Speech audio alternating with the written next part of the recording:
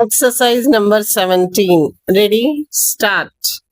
Mr. Deputy Chairman, I thank you for having given me this opportunity to express my views on the subject under discussion, the working of the Ministry of Energy. Since the Honorable Member who spoke before took exactly 30 minutes, since this is my maiden speech, I would request you, sir, to give me at least 15 minutes. At the outset, I wish to assure you, sir, and all the honorable members here that I am fully aware of the noble traditions of this august assembly, which since its inception has been and continues to be a meeting place of some of the finest intellects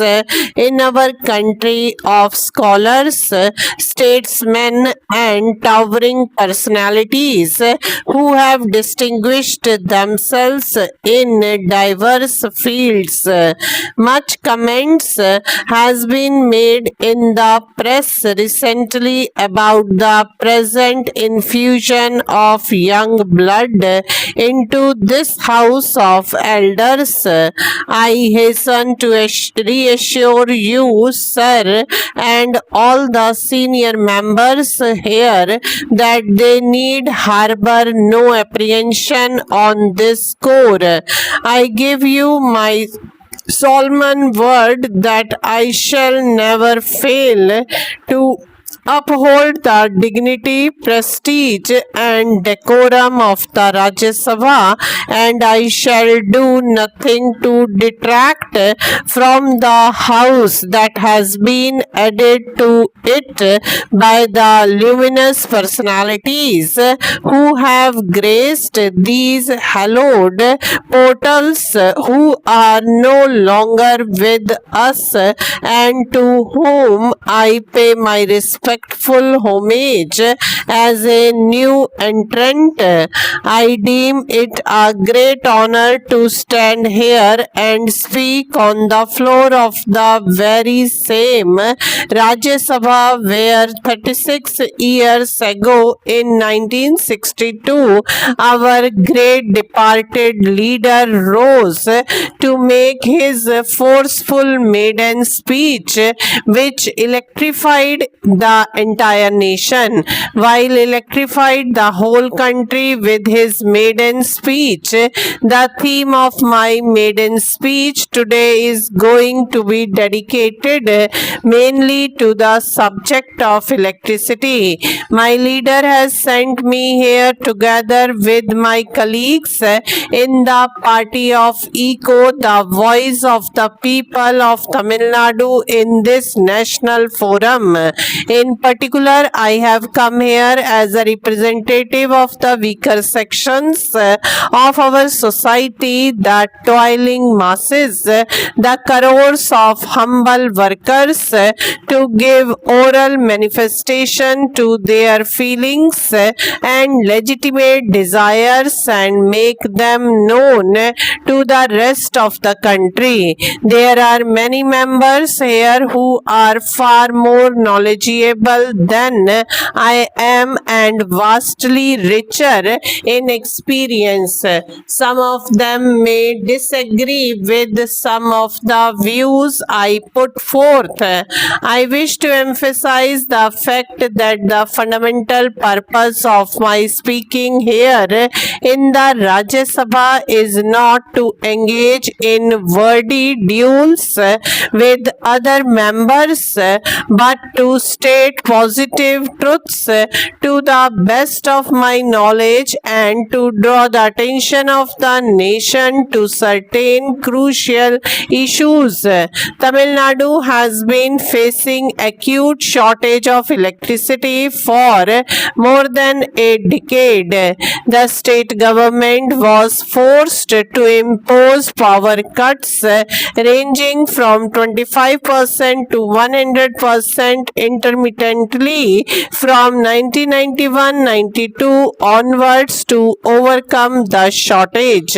As a result of the repeated power cuts, the industrial and agricultural production in the state has been affected adversely and drastically.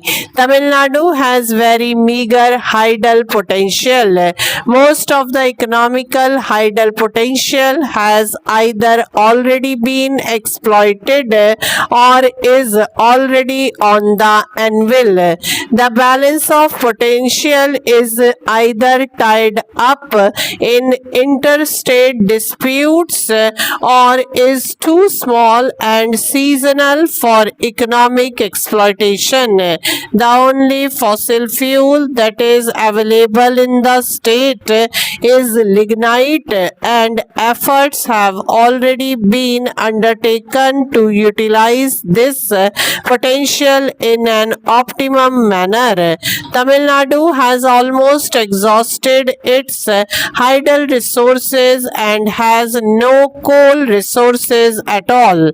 For setting up more coal-based thermal stations, there are formidable constraints in that coal has to be hauled over long distances either from Andhra Pradesh or from Bengal or Bihar, rendering the cost too high and the availability of coal uncertain. It was in this context that the state government passed for the location of a nuclear plant in the state, and the government of India has kind enough to concede the demand by sanctioning the Madras Atomic Power Project with a capacity of 235 megawatt in 1967. Later in 8 5-year plan, the second unit also with a generation capacity of 235 megawatt was also sanctioned. At the time, there was a clear understanding between the state and the central governments that the entire output from Kalpakkam would be allocated solely to Tamil Nadu to meet the urgent and pressing needs of the state. In the year 1988, when the necessary lands were acquired for the project, the government of Tamil Nadu agreed to make available free of cost 2500 acres of land required for the project. The lands were valued at about rupees 53 lakhs.